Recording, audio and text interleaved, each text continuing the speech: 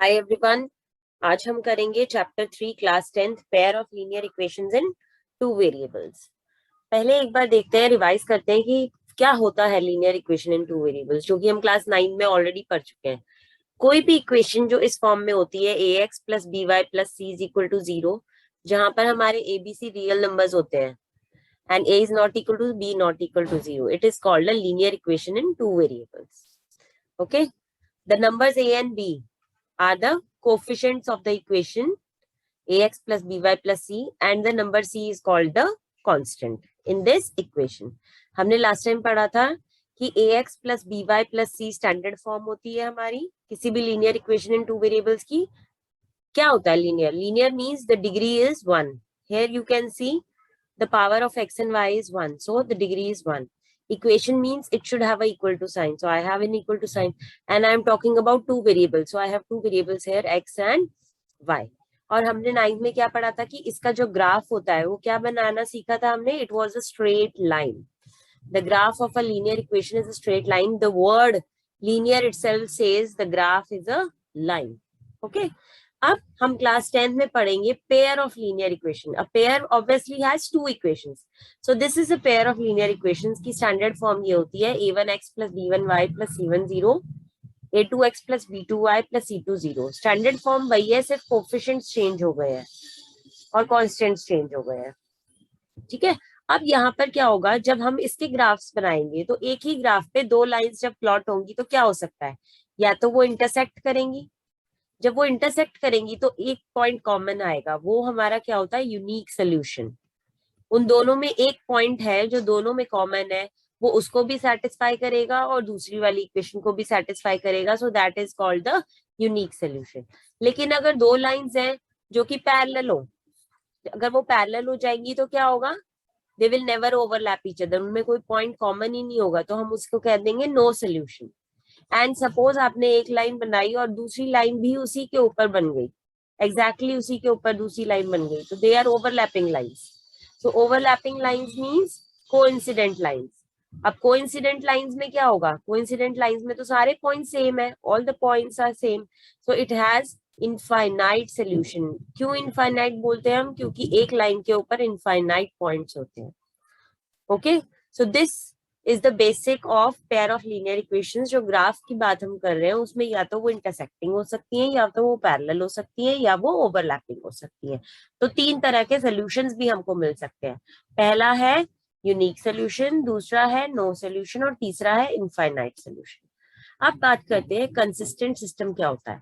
System is said to be consistent if it has at least one solution. कम से कम एक हो, एक या उससे ज्यादा, वन और मोर, तो उस केस में हम क्या कह सकते हैं, यानी यूनिक एंड इनफाइनाइट. सिर्फ सोल्यूशन होना चाहिए, चाहे वो एक हो चाहे इनफाइनाइट हो, हम उसको कहते हैं इनकंसिस्टेंट, सॉरी कंसिस्टेंट. लेकिन अगर इनकंसिस्टेंट की बात करते हैं तो it should have no solution, यानी पैरेलल लाइंस जब मेरे पास होंगी तो हम बोलेंगे इनकंसिस्टेंट. ओके, अब जरूरी नहीं है कि इसके सोल्यूशन ढूंढने का एक ही तरीका है, ग्राफिकल नहीं. लीनियर इक्वेशंस को सॉल्व करने के दो तरीके हैं, ग्राफिकल एंड एल्जेब्राइक. ये जो मैंने आपको बताया that was graphical. Okay, in graphical दोबारा देखिए यही चीज बताई हुई है, that it they can intersect at one position, then they will have unique solution and consistent. If they are overlapping each other, consistent, then infinite solutions, and then lastly if they are parallel, then no solution and inconsistent.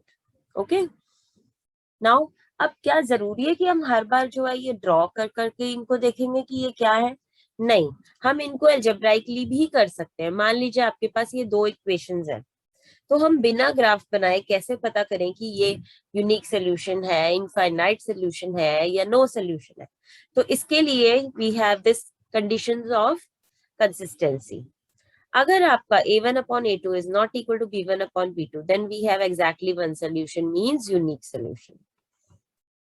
अभी next आगे कुछ questions हम करेंगे जिसमें हमें ये पता चल जाएगा. सपोज चलो एक एग्जांपल ही ले लेते हैं. 2x plus 3y is equal to 7 and 4x plus 9y is equal to 14. तो क्या हो रहा है, 2 upon, this is a1, b1, c1, a2, b2, C2 तो क्या हो रहा है, A1/A2 क्या आ रहा है, 2/4 मीन्स हाफ, जबकि B1/B2 क्या आ रहा है, 1/3. So they are not equal, so it has unique solution. अगर सारे इक्वल आ जाए, सारी रेशियोज इक्वल आ जाए, A1/A2, B1/B2, C1/C2, then it has infinite solution. आप इसको ये मान के चल सकते हो कि सब चीजें इक्वल मतलब लाइंस भी equal, so they are overlapping each other. So if they are overlapping each other, उनकी सारी रेशियोज भी सेम है. And if the first two are equal but the last is not equal, then we have no solution. Okay, चलिए कुछ questions practice करते हैं. A pair of equation x is equal to a and y is equal to b graphically represents which condition? Okay, चलिए let's see. X is equal to a and y is equal to b. हमने 9 में पढ़ा है, अगर x is equal to a की बात करेंगे तो it will be something, a line from x is equal to a which will be parallel to y axis.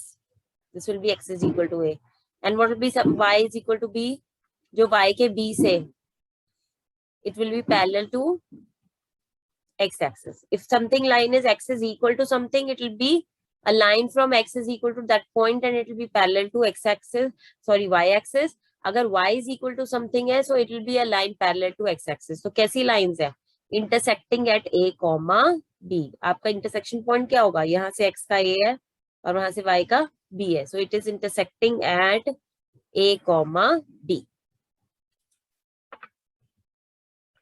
When lines L1 and L2 are coincident means overlapping each other, then the graphical solution system of linear equation have infinite solution, unique solution, no solution, one solution, infinite many solutions. The coordinates of the vertices of a triangle formed between the lines and the y-axis from the graph is this. आपको क्या बताना है, vertices of the triangle. Vertices of the triangle. So, who are the vertices here? This point and the y-axis. Between the lines and the y-axis. So, this point P is 0,5. Q is 4,2. And this is 0, 0. So यहाँ तो 0, 0 है ही नहीं, 0, 0 है लेकिन 0,5 this is wrong. 4,2 is okay, 0, 0 is okay, and 6.5,0 is wrong. 4,2, 0, 0 and 0,5. So C part is correct. Next, 5 years ago, Noori was thrice as old as Sonu. 10 years later, Noori will be twice as old as Sonu. The present age in years of Noori and Sonu. Now you don't know the ages of both of them, तो सोनू की हम ले लेते हैं x. तो 5 years ago. Now 5 years ago क्या हो जाएगा, x minus 5. नूरी को ले लेते हैं x, नूरी सॉरी y. तो नूरी की एज क्या हो जाएगी 5 years ago. This is Sonu and this is Noori will be y minus 5. So according to question, Noori was thrice as old as Sonu. And 10 years later क्या होगा, x plus 10 और y plus 10. 10 years later, Noori will be twice as old as Sonu. Now we have to solve these two equations. Let's solve them. This will be y minus 5 is equal to 3x minus 15. So 3x minus y is equal to 10. This is one equation. And second equation will be y plus 10 is equal to 2x plus 20. So it will be 2x minus y is equal to minus 10. Now let me subtract, क्योंकि यहाँ पर minus Y है, उधर भी minus Y है, तो subtract करना पड़ेगा, तो साइन चेंज हो जाएंगे और कैंसिल हो जाएंगे. सो subtract 2 from 1. So it will be